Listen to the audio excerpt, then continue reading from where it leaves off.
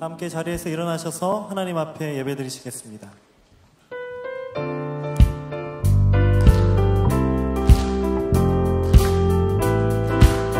내 영혼의 그 키 깊은 데서, 내 영혼의 그 키 깊은 데서 맑은 가락이 울려나네.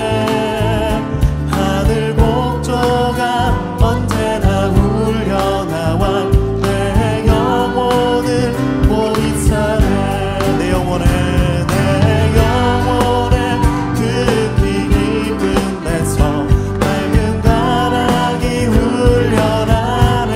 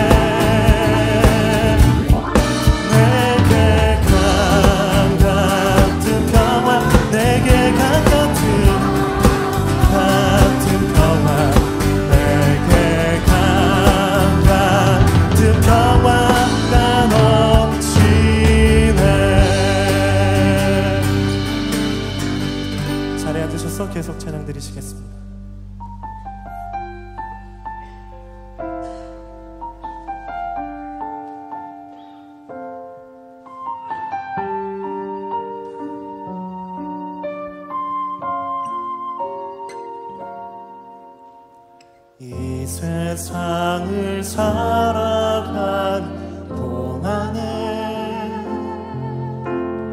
나의 힘을 의지할 수 없으니 기도하고 낙심하지 말 것을 주께서 참 소망이 되심이라. 이 세상을 살아가는 동안에 나의 힘을 의지할 수 없으니 기도하고 낙심하지 말 것을 주께서 참 소망이 되심이라. 하나님의 꿈이 나의 비전이 되고 예수님의 성품이 나의 인격이 되고 성령님의 권능이 나의 능력이 되기 원하고 바라고 기도합니다.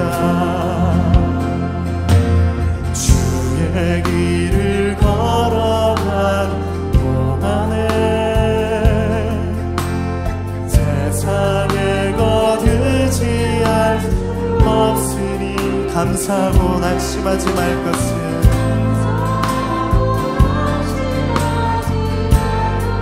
주께서 참 기쁨이 되시리라. 하나님의 꿈이 나의 비전이 되고 예수님의 성품이 나의 인격이 되고 성령님의 권능이 나의 능력이 되길 원하고 바라고 기도한 하나님의 꿈이 나의 비전이 예수님 성품이 나의 인격이 되고 성령님의 권능이 나의 능력이 되길 원하고 바라고 기도합니다. 주 약속 안에서 내 영혼 평안에 내 뜻보다 크신 주님의 계획 하실래. 두려움 다 내려놓고 주님만 의지해. 주 안에서 내 영혼 안전합니다. 나 비록 넘어지며 흔들리지만 주 안에 거하며 나를 붙드시니 내 생각을 주께로 돌리고 주시는 평강의 옷을 입습니다. 주 약속 안에서 내 영혼 평안에 내 뜻보다 크신 주님의 계획 하실래. 두려움 다 내려놓고 주님만 의지해. 주 안에서 내 영혼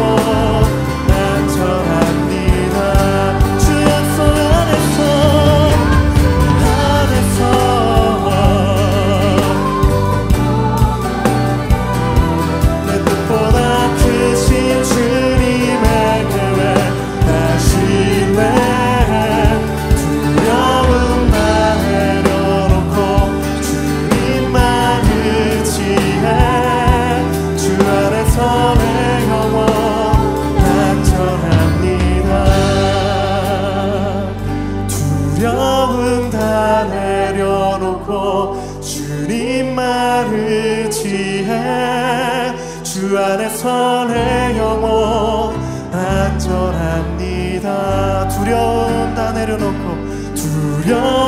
다 내려놓고 주님만 의지해.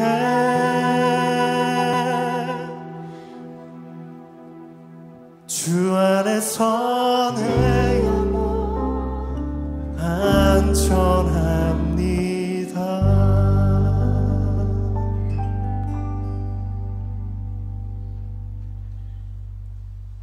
사랑의 하나님, 만물의 주관자, 우리의 구원자 되신 주님께 찬양하며 예배할 수 있게 하여 주심을 감사드립니다. 함께하지 못하더라도 한 마음으로 모아드리는 우리 예배를 받으시고 우리의 기도가 주께 드리는 아름다운 향기 되게 하여 주시옵소서. 한 주간을 살며 주 앞에 옳지 못하였던 모습들을 고백하며 회개합니다. 주님 용서하여 주시옵소서. 같은 죄를 반복하는 어리석은 자 되지 않게 하시고 감사함으로 겸손히 누군가의 생명과 풍성한 삶을 힘껏 살아내는 목적 있는 저희들 되게 하여 주시옵소서. 주님, 이제 속히 팬데믹 상황이 물러가게 하여 주시옵소서. 다시 활기차게 일어나 일하고 함께 교회에 모여 예배하며 섬기게 하여 주시옵소서. 육신이 연약하여 어려운 가운데 있는 지체들에게 건강을 되찾게 하여 주시고 돌보는 가족들을 주님의 평안으로 위로하여 주시옵소서. 직장과 사업, 이웃과 가족 간의 여러 심리적인 어려움을 겪고 있는 지체들을 찾아가 주셔서 세상이 줄 수 없는 평안과 지혜로 어려움을 잘 극복하고 새 힘을 얻게 하여 주시옵소서. 이 시간 익숙한 곳을 떠나 열악한 환경 속에서 주님 일을 하시는 선교사님들을 위하여 기도합니다. 선교사님과 가족 모두의 건강을 지켜주시고 살아 역사하시는 성령님의 위로가 늘 힘이 되어 세계 곳곳에 주님의 말씀과 찬양이 퍼져나가게 하여 주시옵소서. 우리의 자녀들을 위하여 기도합니다. 오랜 시간 자녀들이 교회에 모이지 못하고 있지만 어느 곳, 어느 상황에도 예배하며 말씀 배우며 주님을 만나는 체험이 있게 하여 주시옵소서. 주님과 함께 능력 있는 삶을 살아가는 다음 세대가 되게 하여 주시옵소서. 사랑방을 축복하여 주시옵소서. 방학 중에도 함께 나눈 말씀들을 기억하고 실천하며 서로를 위하여 기도하는 시간 되게 하여 주시옵소서. 개학에는 더 많은 사람들이 사랑방에 모여 하나님을 사랑하며 이웃을 섬기는 지혜를 얻고 나누는 주님이 기뻐하시는 모임들 되게 하여 주시옵소서. 이 시간 허 목사님의 말씀을 통해 한 주간을 사랑하는 데 꼭 필요한 주님의 음성을 듣게 하여 주시옵소서. 예배를 위하여 수고하시는 한 분 한 분의 수고를 받아주시고 축복하여 주시옵소서. 날 위하여 십자가를 지신 주님의 이름으로 기도드립니다. 아멘.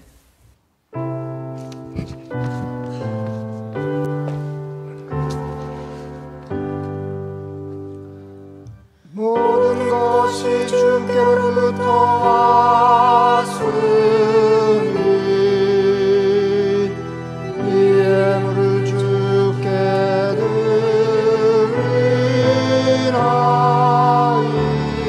드리나이다. 아멘.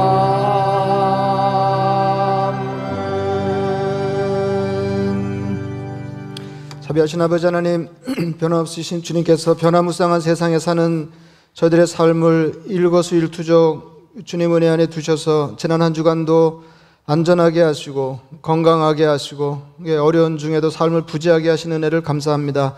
아버지 하나님, 주님께서 눈에 보이게 혹은 드러나지 않게 세심하게 저희를 배려하셔서 베푸신 은혜를 생각하며 오늘도 아버지의 이름을 높여 저희들의 순의 수고를 통해 주께 얻은 것 가운데 일부를 구별해 주님 앞에 드리오니 흔쾌한 마음으로 받으시고 또 한 주간도 저희 삶을 친히 다스려 주시옵소서. 아버지 하나님, 경기가 점점 나아지는 분위기에 있는 것 감사합니다. 우리 교우들이 한 가정도 빠짐없이 그 덕을 보게 하시고 그래서 이전처럼 다시 삶이 활기를 되찾게 하시며, 그래서 하나님이 저희들의 삶에 기대하시고 명령하시는 바 누군가의 생명과 풍성한 삶을 위하여 삶을 도모하는 일에 조금 더 모자람 없게 하여 주옵소서. 감사하고 예수님 이름으로 기도드리옵나이다. 아멘. 하나님의 말씀 열왕기상 18장 41절에서 46절까지 말씀 제가 읽어드리겠습니다. 엘리야가 아합에게 이르되 올라가서 먹고 마시소서. 큰 비 소리가 있나이다. 아합이 먹고 마시러 올라가니라. 엘리야가 갈멜산 꼭대기로 올라가서 땅에 꿇어 엎드려 그의 얼굴을 무릎 사이에 넣고 그의 사환에게 이르되 올라가 바다 쪽을 바라보라. 그가 올라가 바라보고 말하되 아무것도 없나이다. 이르되 7번까지 다시 가라. 7번째 이르러서는 그가 말하되 바다에서 사람의 손만한 작은 구름이 일어나나이다. 이르되 올라가 아합에게 말하기를 비에 막히지 아니하도록 마차를 갖추고 내려가소서 하라 하니라. 조금 후에 구름과 바람이 일어나서 하늘이 캄캄해지며 큰 비가 내리는지라. 아합이 마차를 타고 이스라엘로 가니 여호와의 능력이 엘리야에게 임하매 그가 허리를 동이고 이스라엘로 들어가는 곳까지 아합 앞에서 달려갔더라. 아멘. 성경의 하나님 말씀은 어느 말씀이라고 따로 언급할 필요 없이 모든 말씀이 우리에게 주시는 하나님의 약속입니다. 이게 누가 보더라도 약속의 형태를 띤 약속이 있고 그렇지 않은 것이 있는데 이렇게 했는데 그 약속이라고 하는 건 다른 게 아니고 그 내용인 즉슨 우리를 복되게 하시겠다 하는 것입니다. 우리를 복되게 하시는 하나님의 말씀으로 하나님 우리에게 주시는 성경이 이제 꽉 채워져 있다. 이제 그런 말씀입니다. 그래서 보통은 이제 이런 경우가 가장 많지 않나 싶은데요. 보통은 하나님이 우리에게 무엇인가를 명령하여 말씀하시면 우리가 이해하기 좋도록, 그러니까 그 우리에게 주어진 말씀이 축복의 말씀이라는 것을 알아차릴 수 있도록 하나님께서 이어서 그 약속을 덧붙여 주셨습니다. 그러니까 명령 끝에 약속이 잇따라 나오는 경우가 많습니다. 그러니까 명령 한편으로 약속이 따라 나옵니다. 예를 들면 먼저 신구약에서 익숙한 말씀 하나씩을 예를 든다고 하면, 이제 구약에서는 하나님께서 창세기 12장에 아브라함 불러내실 때 너는 고향과 그 친척과 아버지 집을 떠나서 내가 너에게 지시할 땅으로 가라 이렇게 명령하셨습니다. 그러면서 이렇게 이어서 뭐라고 말씀하시냐면, 그러면 내가 내 이름을 창대하게 하겠고 너에게 복을 줘. 그러니까 어떻게 되니까 너 큰 민족을 이루어 내가 복을 받아 내 이름이 창대하게 될 것이다. 그러니까 다시 말하면은 내 명령을 따라서 내가 이제까지 익숙하게 삶을 도모하던 삶의 현장을 떠나서 내가 너에게 지시하는 새로운 삶의 자리로 나아가면, 명령이죠. 그러면 너에게 복을 주겠다 하시는 것입니다. 그러니까 그 명령과 약속이 아울러 나온다. 조금 더 자세하게 얘기하면 명령이 나오고 약속이 따라 나온다. 또 한 번 다시 말하면 하나님께서 우리에게 그렇게 명령하시는 것은 우리에게 복을 약속하시기 위함이다 하는 겁니다. 그러니까 우리가 복을 받게 하시려고 하나님께서 우리 삶에 이런 저런 것들을 명령하시고 기대하시는 것이다. 이제 그런 말씀입니다.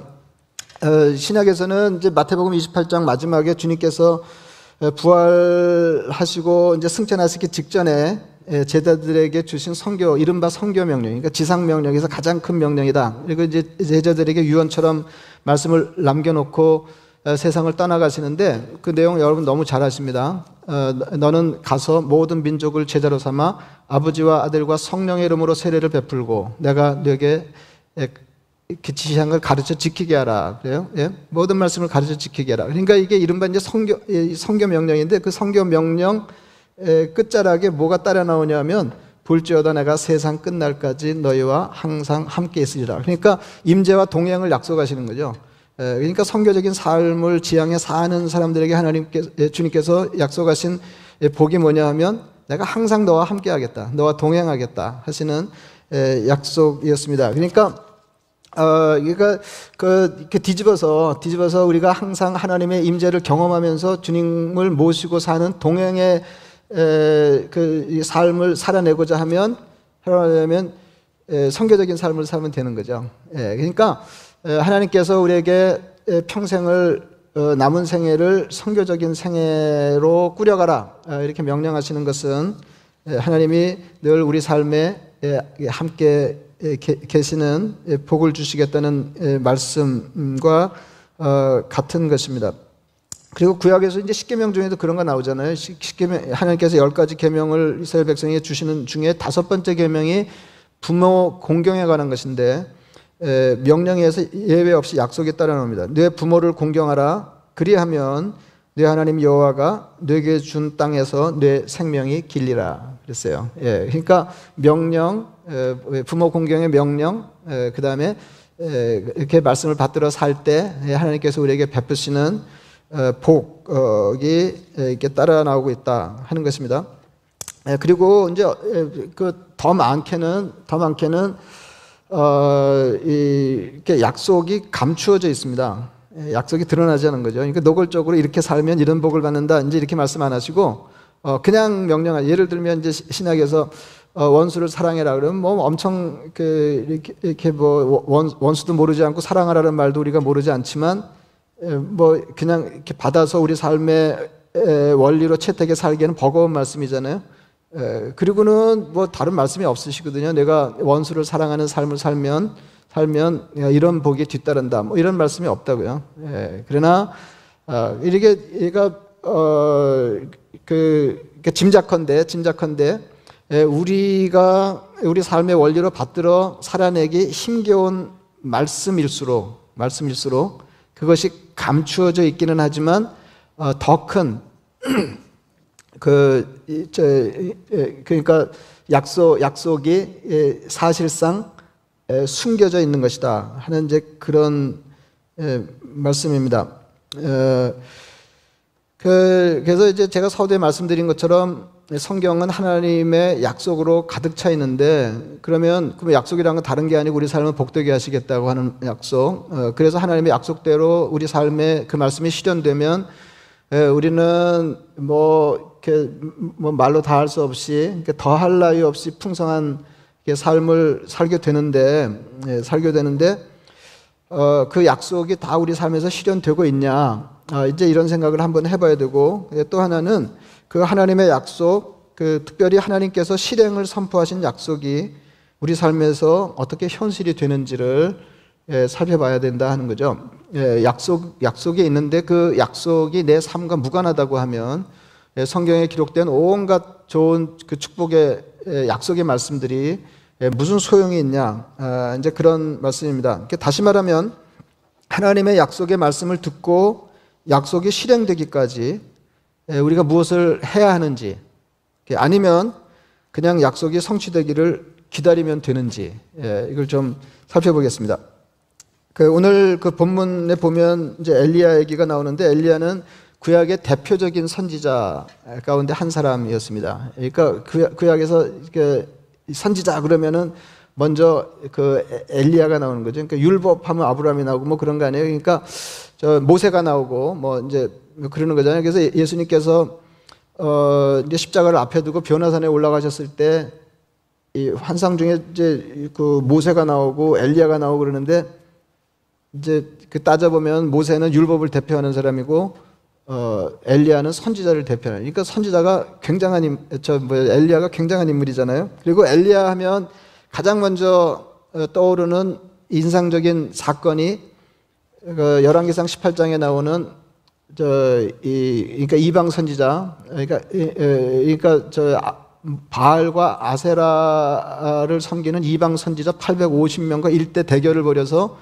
그들을 모두 이렇게 처단하는 그 얘기가 엘리야가 생애 중 겪어낸 사건 중에는 가장 두드러진 사건이 아닌가 싶습니다. 말씀드린 대로 그 사건이 열왕기상 18장에 기록되었는데 18장은 이렇게 시작됩니다. 많은 날이 지나고 제3년에 여호와의 말씀이 엘리야에게 임하여 이르시되 너는 가서 아합에게 보이라. 내가 비를 지면에 내리리라 그랬습니다.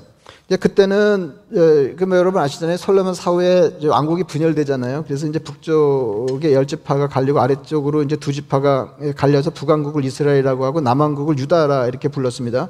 그래서 이제 북왕국의 이제 당시 엘리야 때 왕이 아합이었는데, 이 아합이 하나님 보시기에 악한 왕이었습니다. 그러니까 악한 왕이라고 하는 건 다른 게 아니고, 그러니까 치적이 시원찮았다든지 뭐 이런 것보다도 하나님을 잘 섬기지 않는 그런 왕이었습니다.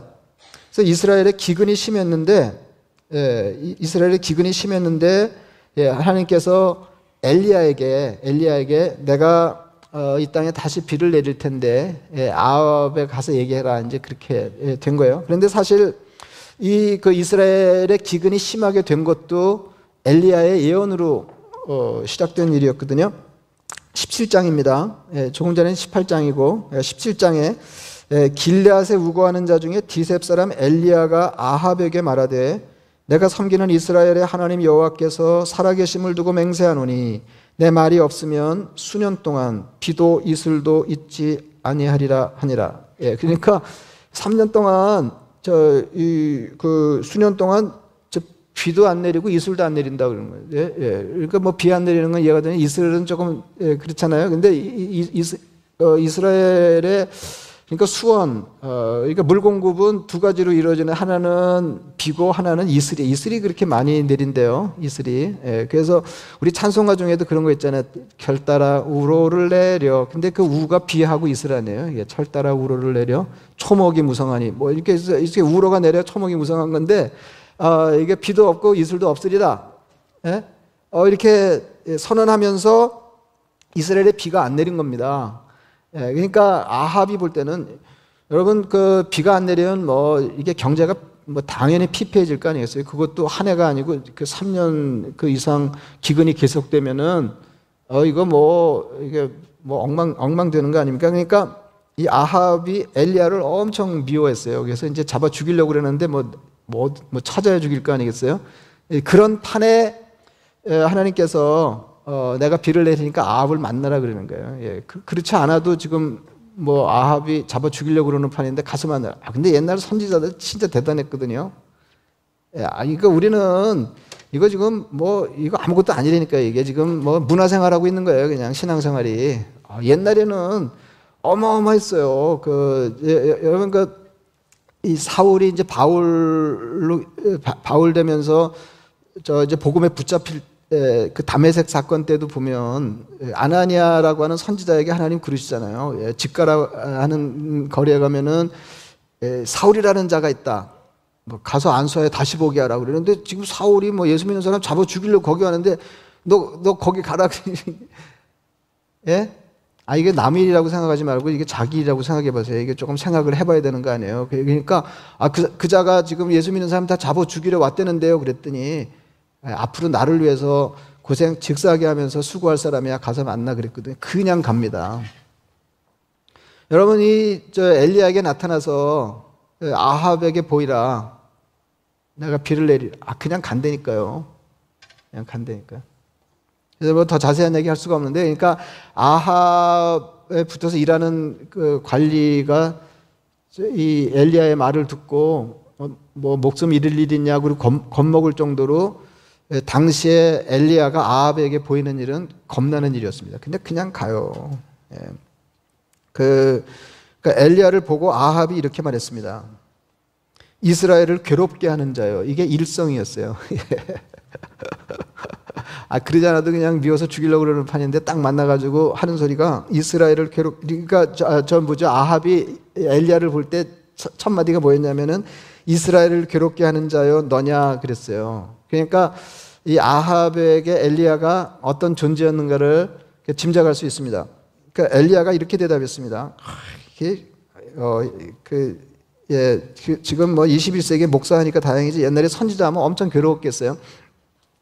엘리야가 이렇게 대답했어요. 내가 이스라엘을 괴롭게 한 것이 아니라 당신과 당신의 아버지 집이 괴롭게 하였으니 이는 여호와의 명령을 버렸고 당신이 바알들을 따랐음이라 그랬습니다. 그냥 내리꽂는 거죠.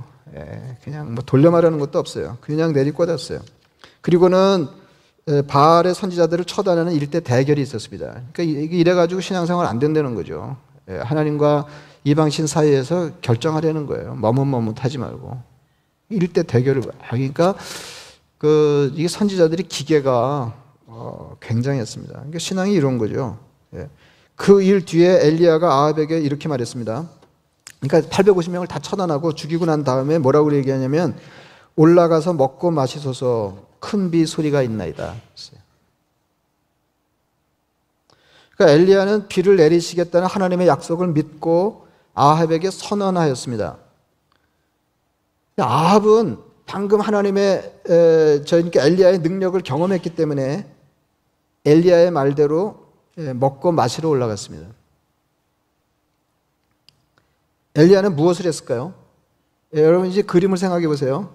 올라가서 먹고 마시소서 큰 비의 소리가 있나이다. 그러니까 비가 오겠다는 거죠. 비가 와도 뭐 살짝 오는 게 아니라 엄청 제대로 오겠다는 거 아니에요?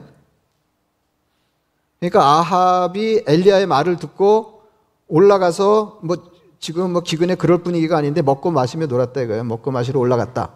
그럼 엘리야는 뭐 했을까요? 엘리야는 지금 하나님의 약속이 떨어졌고 하나님의 종이 아합에게 왕에게 선언을 했어요. 비 올 거다. 엘리야는 뭐 했을까요? 하나님이 약속하셨으니 그냥 비를 기다리면 되었을까요? 오늘 본문이 기록한 것처럼 갈멜산 꼭대기로 올라가서 땅에 엎드려 얼굴을 무릎 사이에 놓고 기도했습니다. 그리고 사원에게 말했습니다. 올라가 바다 쪽을 바라봐라. 여러분 그거 아시죠? 이스라엘은 서한의 향상교회예요. 그래서 이제 바다 쪽에서 바람이 불어오면 이제 그 습기를 싣고 오고 그 다음에 이렇게 중앙 산악지대, 그러니까 산에 걸리면서 이제 구름이 걸리면서 비가 돼서 내리는 거죠.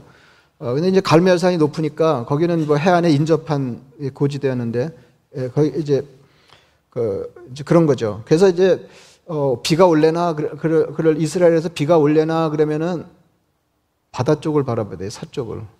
비가 올래나 그리고 동쪽을 바라보면 엄청 무식한 거예요. 예? 그러니까 바다 쪽을 바라보라 이렇게 된 거예요. 예? 너 올라가서 바다 쪽을 바라봐라. 예? 그가 올라가서 바라보고 말했습니다. 아무것도 없나이다. 여러분 상황을 생각해 보세요. 약속이 주어졌어요. 기도했어요. 가서 봐라 그랬는데 아무것도 없나이다. 구름이 없어요. 비 올 징조가 전혀 없었습니다. 여러분 이거 어려운 일이잖아요. 마른 하늘에 비 내리라고 기도하는 거 아니에요? 근데 마른 하늘에 비 내리라고 기도하는 게 이제 뜬금없이 그렇게 한 건 아니고 그냥 삶이 너무 핍절하니까 소원을 말한 게 아니고 하나님의 약속을 붙들고 기도했다는 거죠. 근데 징조가 전혀 없었어요. 그게 어렵습니다. 그때. 그러니까 이거 기도해서 상황이 바뀔까? 그때 기도하는 거 어렵습니다. 그런데 기도를 했는데 아무 변화가 없어요. 그럼 또 더 어렵습니다. 그때 엘리야가 말했습니다. 7번까지 다시 가라. 한 번 기도하고 가서 봤는데 징조가 없고 두 번 기도 징조가 없고 이렇게 7번까지 다시 갔다는 거 아니에요? 하나님이 약속하시면 성도가 할 일은 아무것도 안 하면 되는 게 아니고 기대하고 기도하며 기다리는 것입니다. 엘리야는 비를 내리시겠다는 하나님의 약속을 붙들고 기도하며 기다렸습니다. 간절히. 예수님 승천 직전에 제자들에게 말씀하셨습니다. 예루살렘을 떠나지 말고 내게서 들은 바 아버지께서 약속하신 것을 기다리라. 그러니까 약속은 누가 주셨어요? 주님이 주셨어요. 아버지께서 약속하신 것을 기다리라. 그러면 주시는 건 누가 주세요? 약속은 누가 하셨어요? 주님 하셨어요? 하나님 하셨어요? 그 우리가 할 일은 뭐예요? 제자들이 할 일은? 지금 다 가르쳐드리고 하는 건데 이렇게 대답을 했어요. 그러니까 문제가 너무 쉬운 건 대답을 안 하시고 모르는 것도 몰라서 대답을 못 하시고 이래가지고 이제 이게 너무 조용화되는 거 아니에요? 아버지께서 약속하신 것을 기다리라. 근데 그 약속의 내용이 뭐냐면 1장 8절에 나와요. 그 유명한 구절. 오직 성령이 너에게 임하시면 너희가 권능을 받고 예루살렘과 온 유대와 사마리아와 땅끝까지 이르러 내 증인이 되리라. 그러니까 약속하신 성령을 기다리라 그랬어요. 약속하신 성령을 기다리라. 사도행전 1장 13절입니다. 들어가 그들이 유하는 다락방으로, 그러니까 주님 승천하시고 이제 그 다음에 다락방에 들어갔어요. 들어가 그들이 유하는 다락방으로 올라가니 베드로, 요한, 야고보, 최고 지도자들이죠. 안드레와 빌립, 도마와 바들레메, 마테와 및 알페오의 아들 야고보, 셀루진 시몬, 야고보의 아들 유다가 다 거기 있어. 제자들이 다 있어요. 여자들과 예수의 어머니 마리아와 예수의 아우들과 더불어 마음을 같이하여 오로지 기도에 힘쓰더라. 주님 뭐라고 그러셨어요? 약속하신 것을 기다리라. 제자들이 뭐 했어요? 기도하며 기다렸어요. 약속을 붙들고 기다리며 기도했습니다. 그들은 마침내 오순절에 성령의 충만함을 받았습니다. 여러분, 약속과 성취 사이에는 기대가 있고 기도가 있고 기다림이 있습니다. 이게 다 기자 돌림이에요. 약속과 성취 사이에. 왜 약속이 성취가 되지 않는가? 그 사이에 있어야 될 게 없기 때문에 그렇다. 그 뭐냐면 기대, 기도, 기다림. 기도하고 기대, 여기까지는 괜찮은데 이게 기다림이 또 힘들어요. 이런 것들은 다 무엇을 전제로 하는 건가요? 약속과 성취 사이에 시간적인 간격을 전제로 하는 것입니다. 약속이 이루어질 때까지 기다리며 기도해야 합니다. 신앙은 하나님으로부터 오는 온갖 좋은 것을 기대하며 기다리는 것입니다. 그래서 이게 신앙생활이 기대가 끊기면 신앙이 끊기는 거예요. 신앙이 핍절해지는 겁니다. 더 이상 하나님께 대한 기대가 없어지면. 몇 주 전에도 소개했지만 이게 왜 어려운가 하면요. 그냥 약속을 기대해라. 이거는 뭐. 근데 왜 어려우냐면 하나님 약속하신 것을 기대하면서 기도하는데 금방 현실이 되지 않기 때문에 어렵습니다. 그냥 얘야. 그럼 우리는 어떻게 생각하냐면 얘야 내가 이렇게 해줄게. 그러면은 우리는 오늘 혹은 내일 해주셔야 돼요. 근데 다윗의 경우에도 아주 힘들게 오래 기도하며 기다려야 했습니다. 제가 시편 20편 최근에 읽어드렸잖아요. 하나님 계시나? 뭐 이럴 정도로 응답이 없는 거예요. 그냥 밤에도 부르짖고 낮에도 기도에 힘쓰는데. 여러분, 아브라함은 약속하신 아들을 25년이나 기다려야 했습니다. 여러분, 아브라함이 아들 달라고 그랬어요? 아니요. 그 아들을 달라고 그럴 수 있는 나이가 아니었어요. 75세. 하나님이 나타나셔서 아들 줄게 그러셨거든요. 그러니까 하나님이 달라고도 안 했는데 이렇게 하면 줄게. 그래서 그렇게 했는데 안 주신 거예요. 25년을 기다려야 됐습니다. 하나님의 약속이 비현실적이라고 느껴질 때마다 그렇지 않겠어요? 나이 먹어가면서 점점 이제 비현실적이 돼가는 거죠. 약속이. 약속은 손에 쥐었는데 이게 실현 가능성이 점점 희박해지는 거예요. 그래서 그때마다 약속으로부터 눈이 떨어졌습니다. 기대가 없어지는 거죠, 자꾸. 근데 하나님은 그때마다 약속을 재확인해 주셨습니다. 이게 뭐예요? 여전히 기대하고 기도하라 하시는 겁니다. 아브라함은 나이 100세에 아들 이삭을 얻었습니다. 누가복음 18장에 예수님은 그래서 기도에 관련해 말씀하실 때 항상 기도하고 낙심하지 말라 가르치셨어요. 이게 무슨 말이에요? 항상 기도하는 사람이 빠질 가능성이 있는 위험이 뭐예요? 낙심하는 거예요. 여러분, 기다림이 좀 길어질 수 있습니다. 이게 또 솔직히 말씀드려야 되잖아요. 기다림이 아주 길어질 수 있습니다.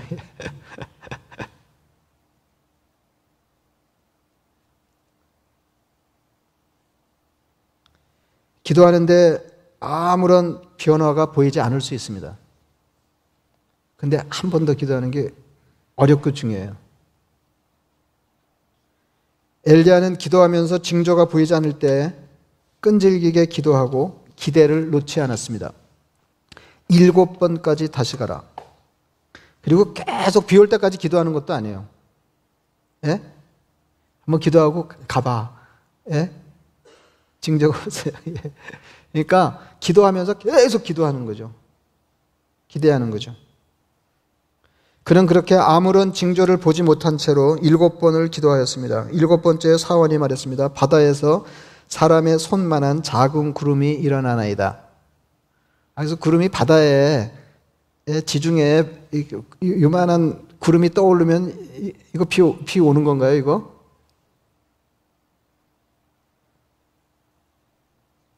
엘리야는 곧 비가 올 것이라고 생각했습니다. 근데 이제 또 문제가 뭐냐면 믿고 기도하는 데까지는 성공적인데 기대를 적게 해가지고요. 이렇게 하나님이 이렇게 징조 없이 금방 이루어지시면 엄청 놀라는 거예요.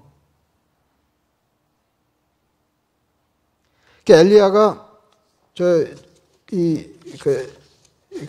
그러니까 그렇게 생각한 것은 그냥 자기가 소원했기 때문이 아니고 소원을 두고 기도했기 때문이 아니고 하나님의 약속을 근거해서 기도했기 때문에 그렇습니다.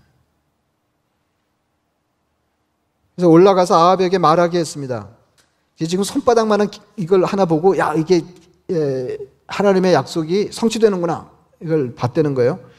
비에 막히지 아니하도록 마차를 갖추고 내려가소서 선언한 거죠. 그 다음 구절이 아주 인상적입니다. 조금 후에 구름과 바람이 일어나서 하늘이 캄캄해지며 큰 비가 내리는지라. 여기다 여러분 저는 성경에 줄을 안 긋는데요. 줄 안 긋은 지 몇십 년 됐는데 성경 여기다 어느 대목에다가 이렇게 줄을 다 긋지 말고 비에 막히지 않게 마차를 갖추고 내려가셔서 조금 후에 구름과 바람이 일어나서 하늘이 큰 비가 내리. 여러분 조금 후에 구름과 바람이 일어나서 하늘이 캄캄해지며 큰 비가 내리는지라 다 칠 수 있지만 그 중에서 어느 한 부분에만 밑줄을 친다고 그러면 어디다 치시겠어요? 예? 예. 맞는지 틀리지 모르지만 하여튼 자매님하고 저하고는 수준이 같은 거예요, 지금. 조금 후에 치겠어요, 저는. 여러분, 사실은 징조가 아무것도 없을 때 손바닥만한 구름 하나를 징조로 붙잡고 비가 온다 선언할 때 여러분 그리고 나서 비가 왔는데요. 큰 비가 내린 거 인상적이죠, 이것도. 그죠? 손바닥만한 구름 하나 있는데 조금 뒤에 큰 비가 내렸다. 근데 제게 더 인상적인 건 뭐냐 하면 징조가 손바닥만한 징조가 오랜만에 간신히 보인 조금 뒤에 큰 비가 내렸다는 거 아니에요.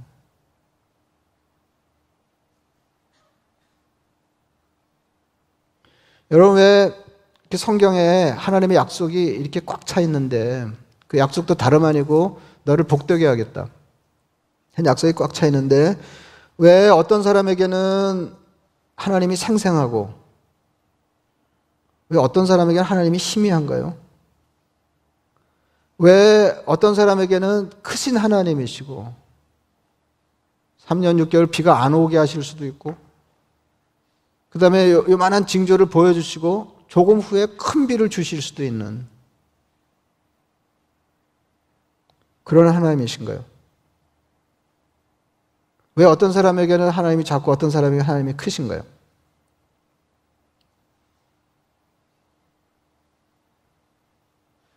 말씀을 붙잡고 준비한 만큼, 기대한 만큼 은혜를 경험할 수 있습니다. 그래서 하나님은 크신 분이시잖아요. 우리 우주보다 크신 분이시잖아요. 근데 우리가 경험하는 하나님은 우주만큼 크신 분일 수도 있고 요만한 분이실 수도 있고. 그러니까 하나님이 객관적으로 얼마나 크신 분이냐 하는 것보다 더 중요한 것은 내가 경험하고 누리는 하나님이 얼마나 크시냐 하는 것입니다. 근데 왜 하나님은 의심할 바 없이 크신 분임에도 불구하고 나는 늘 하나님을 작게 경험하는가? 그것은 하나님이 수다한 약속을 붙들고 기대하고 기도하고 기다리지 않았기 때문에 그렇다는 거죠. 엘리야 제자 엘리사 선지자가 또 굉장한 사람이에요. 열왕기하 4장에 이런 기사가 있잖아요. 자기 제자 중 한 사람이 죽었습니다. 그의 아내가 말했습니다.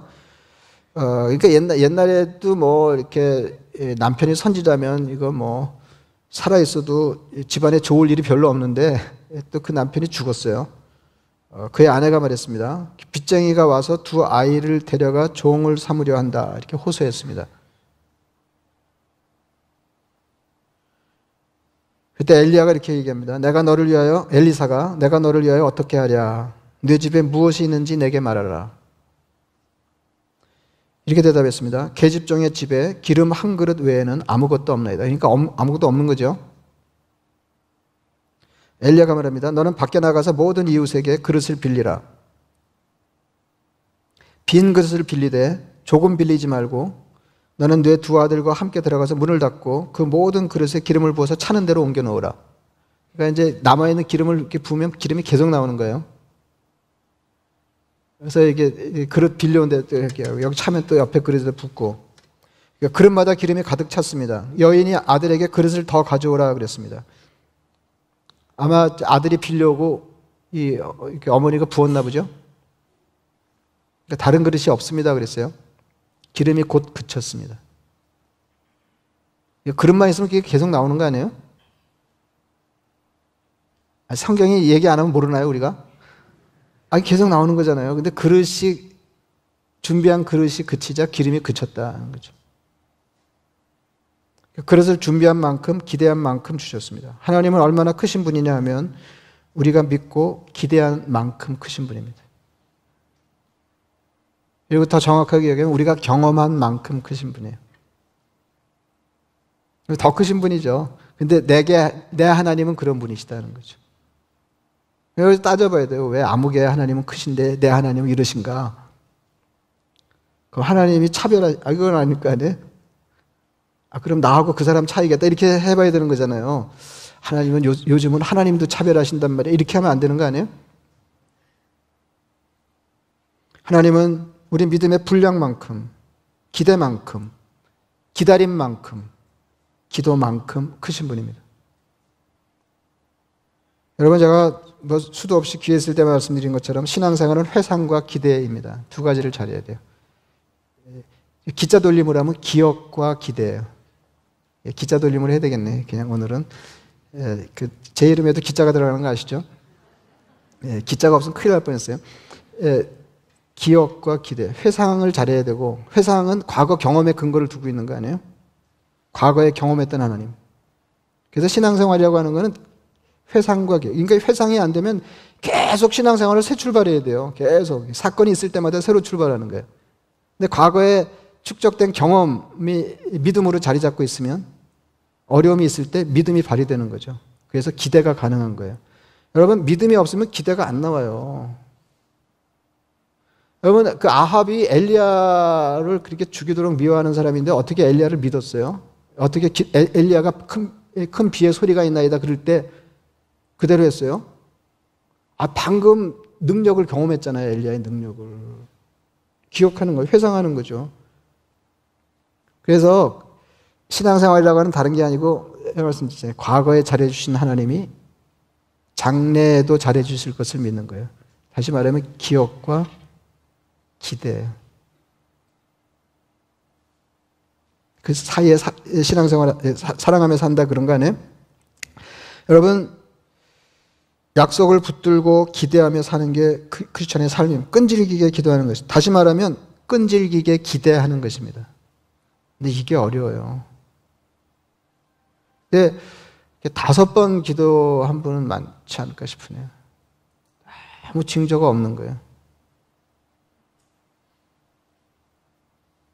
여러분 우리가 그렇게 끈질기게 아무런 징조가 없음에도 불구하고 상황이 여기서 좋은 일 생기겠나 이렇게 어려울 때에도 여전히 우리가 기도하고 기대하고 기다릴 수 있는 것은 하나님이 약속하셨기 때문입니다.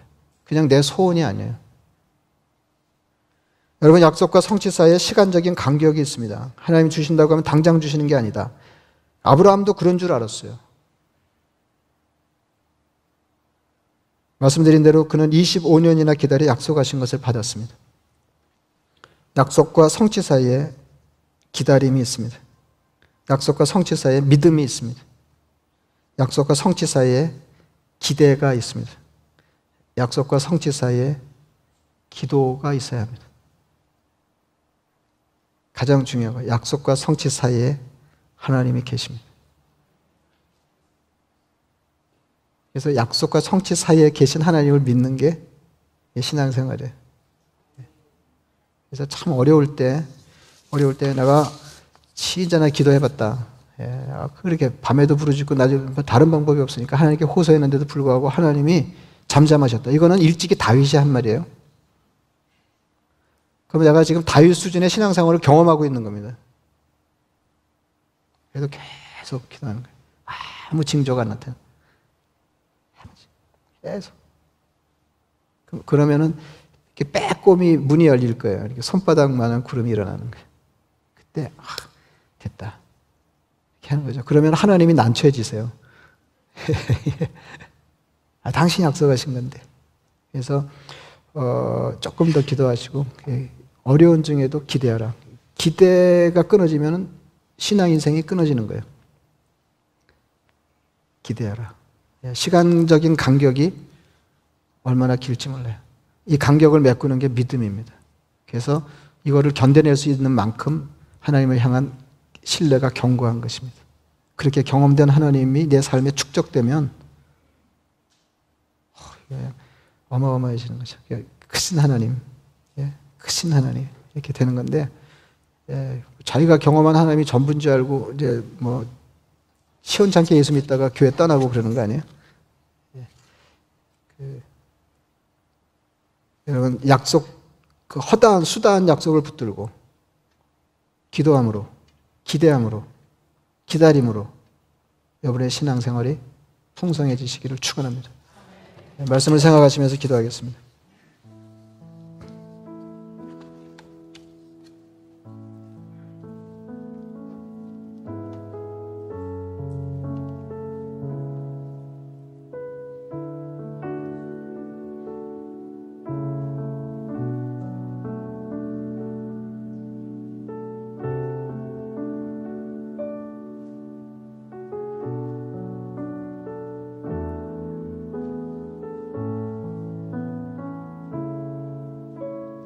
자비하신 아버지 하나님, 하나님은 그때나 이때나 여전히 크신 분인데 우리가 경험하는 하나님이 턱없이 작은 것은 우리가 하나님의 크심을 경험하지 못했기 때문입니다. 하나님이 성경에 약속하신 수다한 약속을 붙들고 기도하고 기대하고 기다림으로 그것이 우리 삶의 현실이 되는 것을 번번이 경험하여 주옵소서. 경험하게 하여 주옵소서. 참으로 어려운 시절에 기도하고 기대함으로 우리 삶의 새로운 국면이 열리는 것을 경험하게 하여 주옵소서. 예수님의 이름으로 기도드리옵나이다. 아멘. 일어나셔서 찬송하시겠습니다.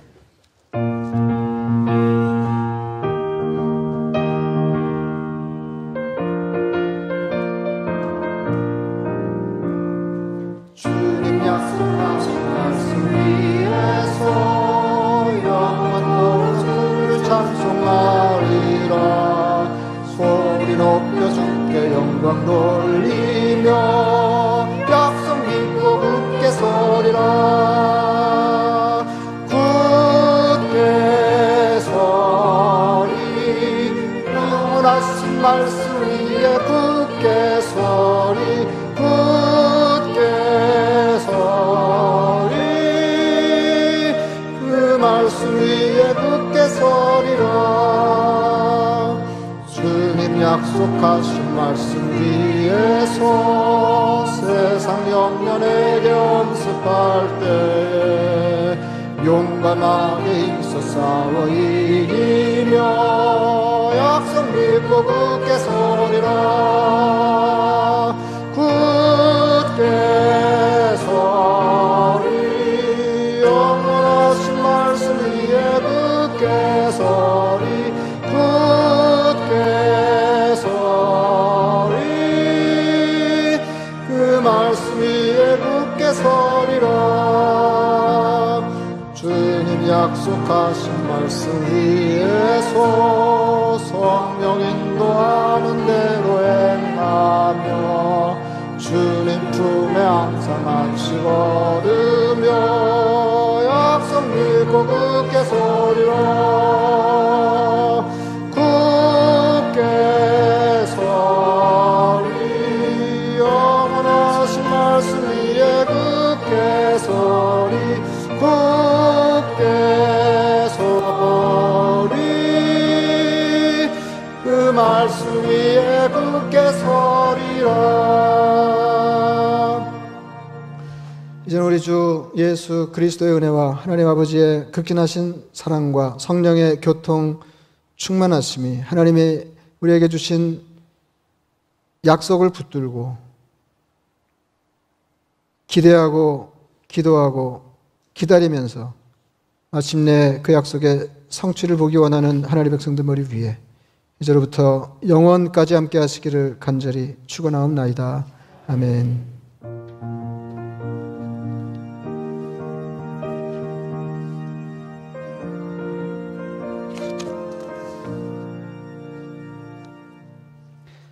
기대하고 기도하고 기다리세요. 그렇게 옆에 한번 해보세요. 예. 이게 제대로 하신 거예요? 이게 3개나 되는데. 예. 예. Happy Father's Day. Happy Father's Day. 예, 뭐 어머니의 될 건 아니지만 그래도 아버지들도 그래도 뭐 훌륭하신 거예요, 그죠? 예. 예, 어머니 날에 박수를 안 쳤기 때문에 또 아버지 날에 박수 치자고 그럴 수가 없네요. 예.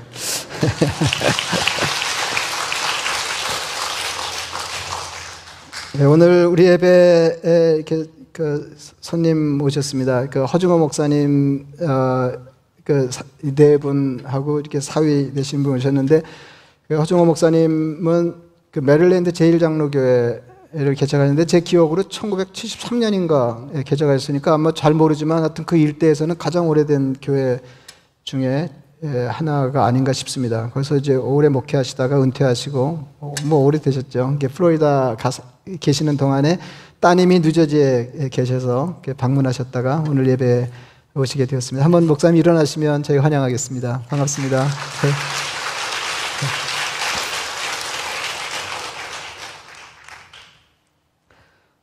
몇 가지 알려드리겠습니다. 서운한 소식인데요. 김남권 조양희 형제님 가정,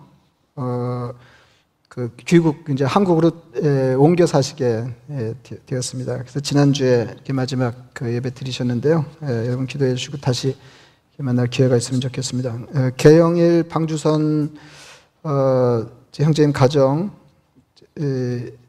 핀란드로 포스닥을 핀란드로 가지게 됐어요. 여러분 기도해 주시기 바랍니다. 성교훈련학교 매주 수요일 8시에 지금 계속하고 있는데 이번 주 수요일에 3번째 강의입니다. 제가 최사람 목사님 강의 들어보니까 강의가 좋더라고요.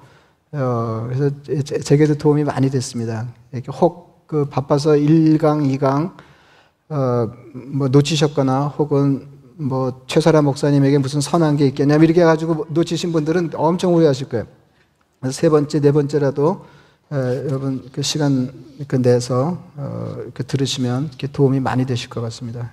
그러니까 보통 이렇게 목사님들에게서 여러분들이 얻기 쉽지 않은 정보, 전문적인 정보들을 이렇게 유용한 정보들을 이렇게 많이 얻으실 겁니다. 꼭 그 시간 내서 이렇게 들으시기 바랍니다. 뭐 아시지만은 줌을 통해서 들어오실 수 있고 또 유튜브를 통해서도 보실 수 있습니다. 이게 이제 점점 이렇게 분위기가 좋아지고 있는데요. 사실은 뭐 지지난주인가요? 몇 주 전에 제가 광고 드렸잖아요. 9월 이렇게 전망하기로는 9월에는 그 예배를 포함해서 이렇게 거의 모든 교회 활동을 정상화할 수 있을 거다. 이제 그렇게 말씀을 드렸는데, 이제 예배는 그냥 요 정도 한 170, 80명 정도 이렇게 나오시는데, 이게 어떤 분들에게 조금 많게 느껴지시나 봐요. 이렇게 너무 붙어 앉으면 일 생기는 거 아니야? 이제 이런 염려가 혹 있으신 것 같아서, 아직 뭐 이른비에 오실 그 교우들이 많으실 것 같지는 않은데, 그래서 다음 주일부터 이른비 예배를, 그 현장 예배를 열겠습니다. 그래서 8시, 9시 45분 이렇게 했는데, 기억하시는 대로 8시 이른비 예배는 우리가 전에 하던 대로 비교적 전통적인 형식의 예배가 될 것입니다. 그래서 이른비 예배 오실 수 있는 분들은 그 이른비 예배 쪽으로 조금 이렇게 오셔도 좋을 것 같습니다. 그렇게 하시고 또 근데 이제 이른비 예배는 그 예배 실황을 송출하지 않을 겁니다. 그러니까 가정에서 예배를 드리시는 분들은 지금처럼 9시 45분 그 스트리밍으로 예배 드리실 수 있고 또 11시 45분에 녹화된 것으로 그 예배 드리실 수 있습니다. 그러니까 이른비 예배를 현장에서 열긴 하지만 송출은 없다 하시는 거 기억하시고 차질이 없으시기를 바랍니다. 하여튼 여러분 계속 기도해 주시고 다음 주에 반갑게 뵙겠습니다. 건강하십시오.